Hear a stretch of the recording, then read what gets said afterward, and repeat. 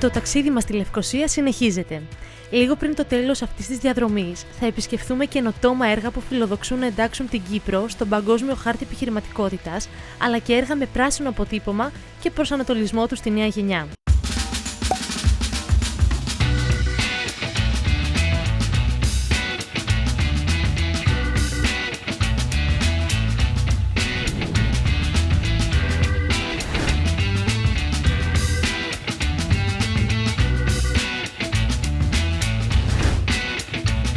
Πρώτη μας στάση, η παλιά Δημοτική Αγορά Λευκοσίας, ένα ιστορικό κτίριο στο κέντρο της πρωτεύουσας, όπου σήμερα στεγάζεται το Κέντρο Επιχειρηματικής Καινοτομίας του Κέντρου Αριστείας στην Έρευνα και Καινοτομία Science. Αυτό το κτίριο ονομάζεται Δημοτική Αγορά, διότι χτίστηκε το 1965 και είχε σαν χρήση τη Δημοτική Αγορά του Δημαρχείου Λευκοσίας. Πρέπει να πούμε ότι είχε δύο χρήσεις. Ο ισόγειος χώρος ήταν δημοτική αγορά και ο όροφος ήταν τα γραφεία του Δήμου Λευκοσίας. Μετά τα πρώτα δικοινωνικά προβλήματα που υπήρχαν στην περιοχή, η παλιά δημοτική αγορά, η οποία βρίσκεται 100 μέτρα από εδώ, είχε μείνει στην κατεχόμενη πλευρά της Λευκοσίας. Οπότε ο Δήμος Λευκοσίας αποφάσισε να αναγείρει ένα νέο οικίμα, μια νέα νοικοδομή, που είναι αυτή που είμαστε τώρα, σήμερα εδώ. Αυτό είναι το κτίριο, λόγω του ότι η αγορά είχε χάσει την έγκλη της σαν αγορά, δόθηκε στο Science, το οποίο είναι ένα κέντρο καινοτομίας.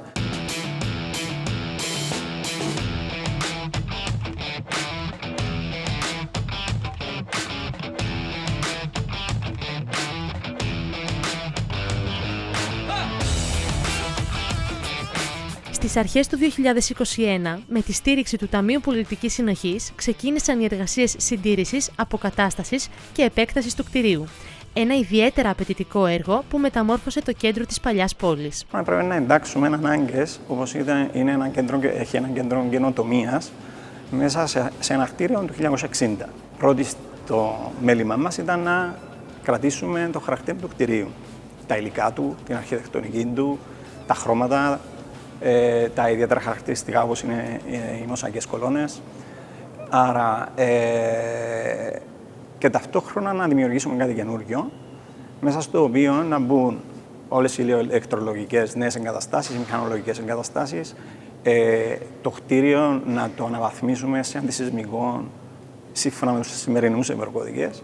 Άρα υπήρχε μια μεγάλη δυσκολία.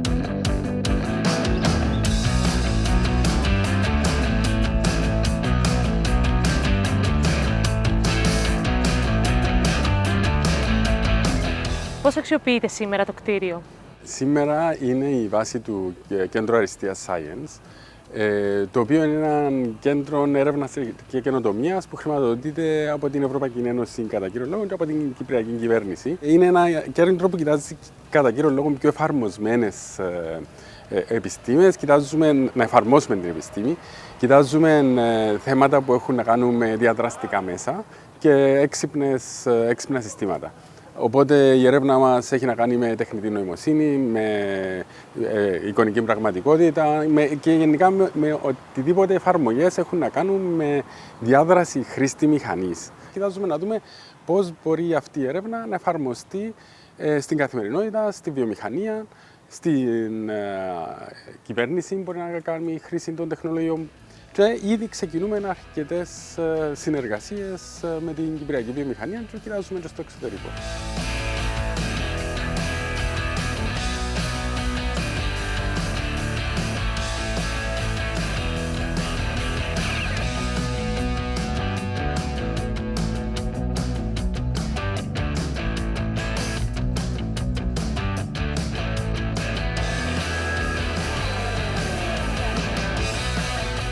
Πόσο σημαντικό είναι ένα τέτοιο κέντρο για τη Λευκοσία του σήμερα και τη Λευκοσία του αύριο? Αυτή τη στιγμή εργοδοτούμε 140 άτομα. Οπότε ήδη φέρνουμε στην πόλη ένα καλό αριθμό νέων που εργάζονται εδώ καθημερινά. Αλλά επίσης έχουμε κάτω και έναν co-working space, ένα συνεργατικό χώρο, όπου έρχονται κάποια spin-offs κάποια startups που για να συνεργαστούν μαζί μας. Έχουμε αίθουσες σεμιναρίων, θα ανοίξει έναν ωραίο καφέ και στόχος μας είναι σιγά σιγά να δημιουργηθεί εδώ στην περιοχή ένα οικοσύστημα καινοτομίας με βάση την τεχνολογία.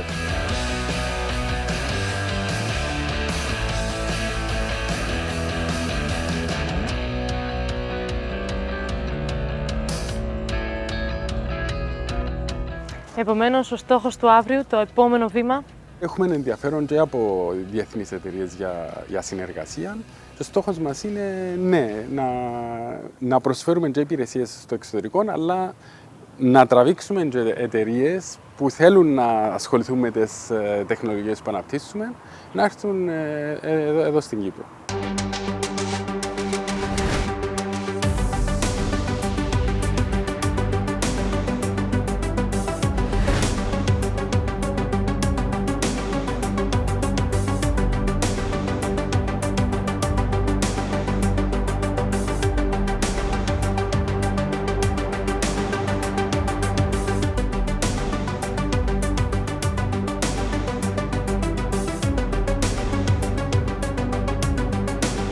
Η παλιά αγορά Λευκωσίας μεταμορφώθηκε έτσι σε έναν κόμβο καινοτομίας που αναμένεται να δώσει όθηση στην ανάπτυξη της ευρύτερης περιοχής. Είναι έναν εξαιρετικό παράδειγμα του πολυεπίπεδου σχεδιασμού που έχουμε εφαρμόσει στο Δήμο Λευκωσίας τα τελευταία 12 και κάτι χρόνια, όσον αφορά κυρίως την αναζωογόνηση της εντός των τυχών πόλης. Και θα εξηγήσω τι εννοώ.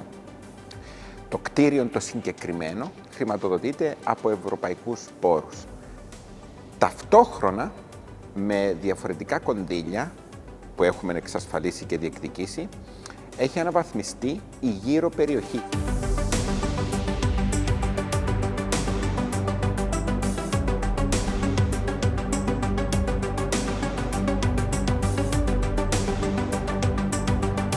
Την ίδια ώρα, όταν διεκδικούσαμε αυτά τα ανεξάρτητα κονδύλια για διαφορετικά έργα, ετούμασταν μαζί με τα άτομα που είχαν την πρωτοβουλία για την πρόταση του έργου Science, του κέντρου Science, μέσω του προγράμματος Ορίζοντας 2020 για χρηματοδότηση της συγκεκριμένης πρότασης, η οποία, είμαι στην ευχάριστη θέση, το γνωρίζουμε πλέον όλοι, κερδίθηκε. Άρα, έρχομαι να συνοψίσω. 3 διαφορετικά έργα, τα οποία συνδυάζονται μεταξύ τους και δημιουργούν πολλαπλασιαστικά ωφέλη. Δηλαδή, ανακαινήσαμε το κτίριο, ανακαινίζεται η γύρω περιοχή του κτιρίου και μέσω ευρωπαϊκών κονδυλίων μπορούμε και βρήκαμε πόρους για τη χρήση που θα στεγαστεί στο συγκεκριμένο ανακαινισμένο χώρο. Άρα 3 διαφορετικά έργα έρχονται να ενώσουν δυνάμεις, αν θέλετε, για να δημιουργήσουν πολλαπλασιαστικά ωφέλη για την μόνιμη κάποια στιγμή αναζωογόνηση της εντός των τυχών πόλης.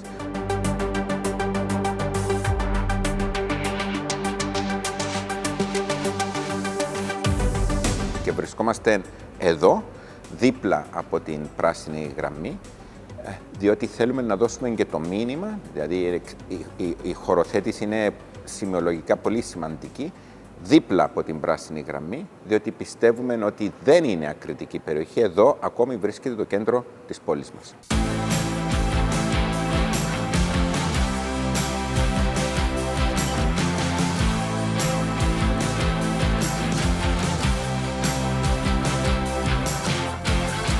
Χαίρομαι γιατί γνωρίσαμε ένα έργο που έχει να κάνει με την καινοτομία και είναι αντίστοιχο των έργων που δουλέψαμε σε Βρυξέλλες και Παρίσι. Όντως, βλέπουμε ξανά το σενάριο του να παίρνουν ένα κτίριο παγιών και να το φέρνουν σε καινούργια δεδομένα, χωρίς να παραποιούν κιόλας το παγιό στοιχείο του κτιρίου. Είναι εμφανές βασικά, το μείγμα των δύο είναι εμφανές. Ποια στοιχεία ξεχώρισες? Σαν κυρίως χαρακτηριστικό, βασικά μπαίνοντας με την πρώτη ματιά είναι τα χρώματα, το ότι θεωρώ ότι προχωρήσαν ένα βήμα παρακάτω και παίξαν με τα χρώματα, δεν το κρατήσαν σε παραδοσιακούς χρωματισμούς και το φωτισμό τους το ίδιο.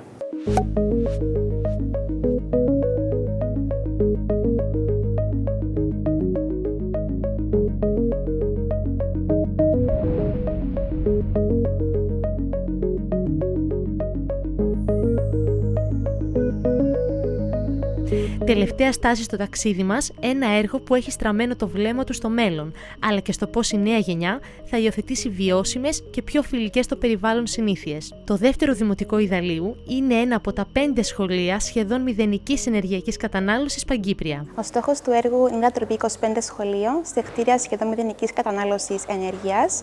Ο στόχος είναι να βελτιώσουμε την ενεργειακή απόδοση αλλά και τις συνθήκες άνεσης στα δημόσια σχολεία, συμβάλλοντας με αυτόν τον τρόπο στην επίτευξη των στόχων της Κύπρου για την Ευρώπη, για την ενέργεια και το κλίμα. Στη φάση αυτή έχουν ήδη υλοποιηθεί οι πρώτες μας 5 επεμβάσεις και αναμένεται να υλοποιηθούν οι υπόλοιπες 20 μέχρι το 2026. Παράλληλα, να πούμε ότι η επιλογή των 25 σχολείων έγινε μέσω μιας πλήρως διαφανής διαδικασίας που αναπτύχθηκε από το έργο Παιδεία, που έλαβε υπόψη μέσα περιβαλλοντικά, κοινωνικά και κατασκευαστικά κριτήρια.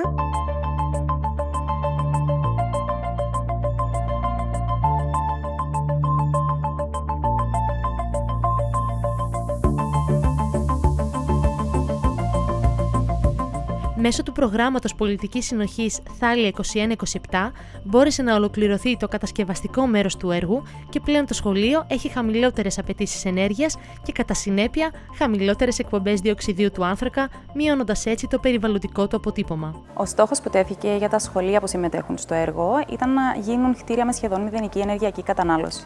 Για να το πετύχουμε αυτό, προχωρήσαμε σε κάποιες συγκεκριμένες παρεμβάσεις ενεργειακής αναβάθμισης, που είναι η θερμομόνωση των εξωτερικών τοιχοποιών, η θερμομόνωση και η στεγανοποίηση της οροφής, η αλλαγή όλων των κουφωμάτων με νέα υψηλής ενεργειακής απόδοσης και η αντικατάσταση όλου του φωτισμού με νέας τεχνολογίας LED.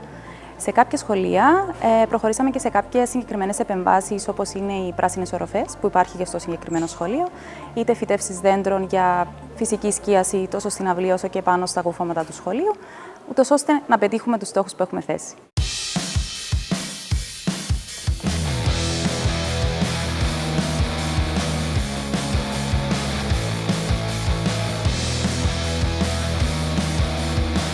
Σε τι στάδιο βρίσκεται η υλοποίηση του έργου? Το σχολείο έχει ολοκληρώσει την ενεργειακή αναβάθμιση και έτσι το κτίριο πλέον χρειάζεται 68% λιγότερη ενέργεια για να λειτουργήσει.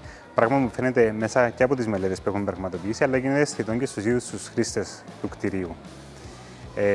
Αυτό φυσικά εφαρμόζεται και στα άλλα 4 σχολεία που έχουν ολοκληρώσει την ενεργειακή τους αναβάθμιση, με μειώσεις ενέργειας από 55% έως 80%. Έτσι, αντιλαμβανόμαστε το σημαντικό περιβαλλοντικό αντίκτυπο που έχει ήδη αυτόν τον έργο, αλλά και που θα έχει όταν εφαρμοστεί και στα 25 σχολεία που περιλαμβάνονται σε αυτόν τον έργο. Και ευελπιστούμε ότι αυτά τα σχολεία θα δώσουν την αφετηρία για να γίνουν όσο το περισσότερες ενεργειακές αναβαθμίσεις σε δημόσια σχολικά κτίρια, υιοθετώντας τις διαδικασίες που εφαρμόστηκαν σε αυτόν το έργο και μας έδωσαν αυτά τα πολύ καλά αποτελέσματα.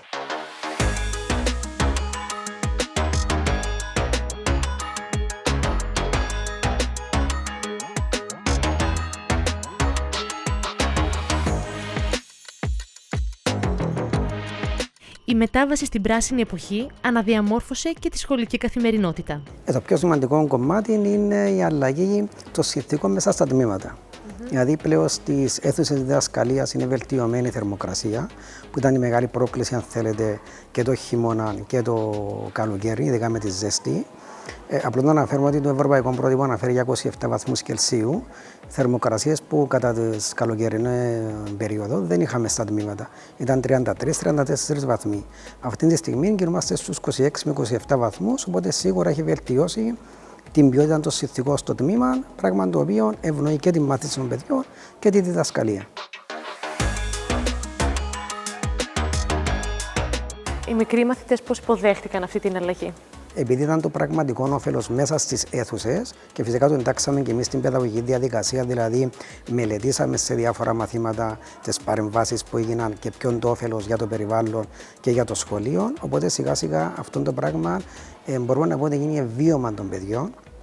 Οικειοποιήθηκε αυτή όλη η προσπάθεια που έγινε και έχουμε αναπτύξει και συγκεκριμένο πρόγραμμα το οποίο περιλαμβάνει τις αλλαγές που έγιναν στο σχολείο και τα παιδιά μέσω της εκπαιδευτικής διαδικασίας έρχονται σε επαφή με όλες τις αλλαγές που έγιναν και αντιλαμβάνονται ακριβώς τα ωφέλη που υπάρχουν και για το σχολείο αλλά και γενικότερα για την κοινότητα.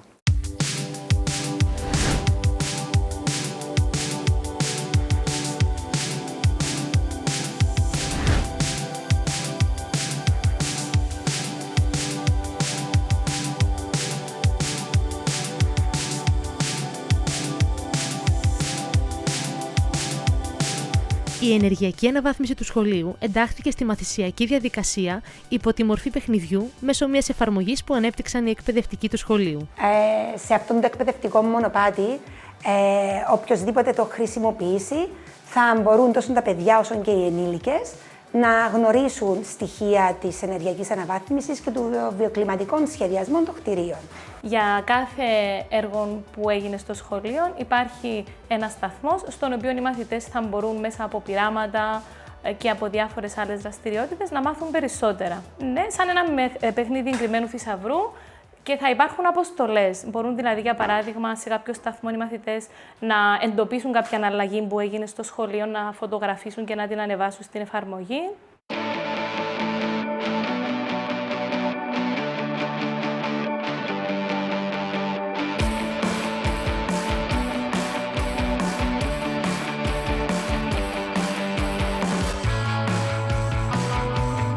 Ακόμη και όταν φύγουν από το σχολείο, αυτό είναι κάτι το οποίο θα τους μείνει και θα εξελίξει την περιβαλλοντική τους κουλτούρα, σωστά? Αυτό είναι το μεγάλο στοίχημα. Δηλαδή να μπορέσει να μεταφέρει αυτό που γίνεται στο σχολείο έξω στην καθημερινότητα, να το μεταφέρει στις οικογένειες, στην κοινωνία και ακριβώς να υπέρθει η βελτίωση που όλοι θέλουμε και στην ανάπτυξη της περιβαλλοντικής συνείδησης.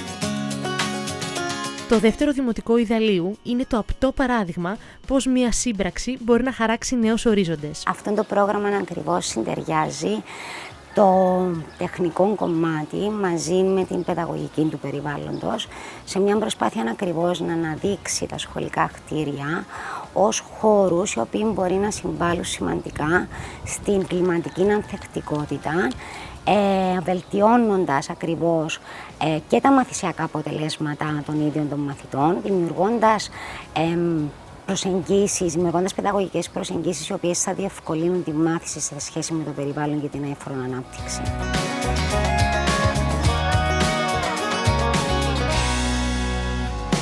Η ιδιαιτερότητα λοιπόν της συνεργασίας έγκυται στο ότι για πρώτη φορά το κτίριο, το ίδιο το σχολείο, δεν αντιμετωπίζεται απλά ως ένας χώρος όπου τα παιδιά θα μπουν μέσα στις αίθουσες για να εκπαιδευτούν μέσα από ένα βιβλίο στα θέματα του περιβάλλοντος και της αειφορίας, αλλά το ίδιο το σχολείο λειτουργεί ως ζωντανό βιβλίο μάθησης για τα θέματα του περιβάλλοντος και της αειφορού ανάπτυξης, ιδιαίτερα σε θέματα τα οποία έχουν να κάνουν με την εξοικονόμηση ενέργειας, με την ενεργειακή αναβάθμιση των κτηριών, με την κλιματική κρίση.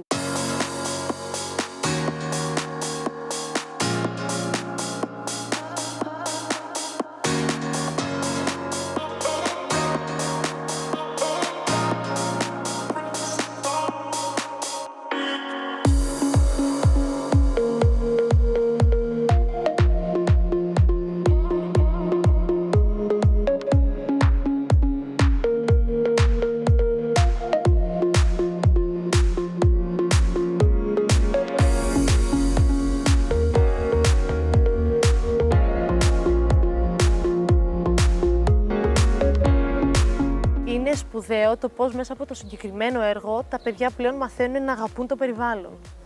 Ναι, έχουμε δει ένα σχολείο που προσαρμόζεται στα καινούργια δεδομένα πλέον και ταυτόχρονα μαθητές οι οποίοι ξεκινούν και αγαπούν το στοιχείο του περιβάλλοντος, της ενέργειας και το εντάσσουν στην καθημερινότητά τους.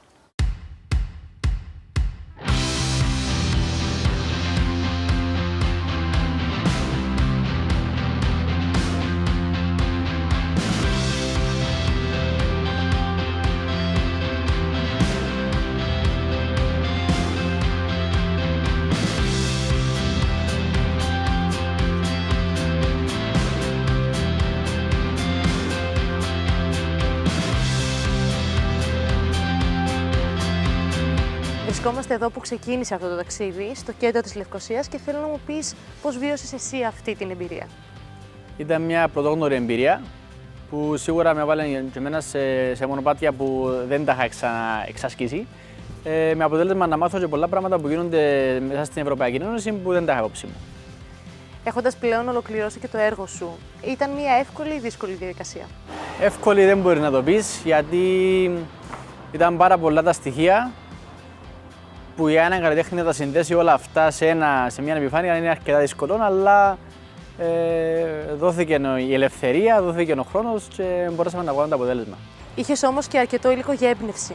Ναι. Το δύσκολο στην ουσία σε αυτό το project ήταν και το εύκολο, γιατί ήταν πολλές σκηνές, πολλές εικόνες, οι οποίες βοηθήσαν άμεσα στο να μπορεί πιο εύκολα να ολοκληρωθεί και το σχέδιο.